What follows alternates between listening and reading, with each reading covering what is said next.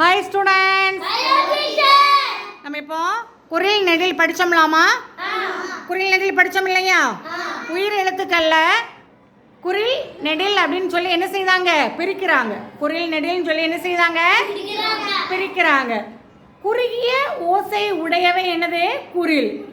நீண்ட ஓசை உடையவை என்னது? நெடில். டீச்சர் சொல்லி தந்தோம் இல்லையா?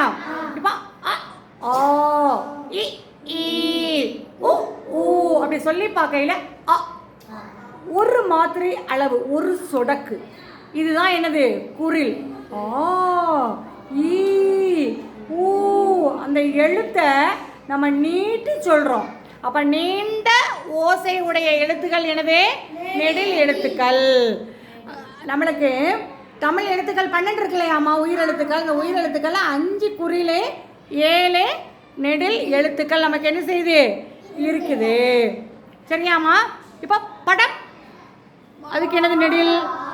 பாடம். முதல் எழுத்து நீ பார்க்கணும். பா படம் பாடம். தளம் தாளம். வனம் மடம்.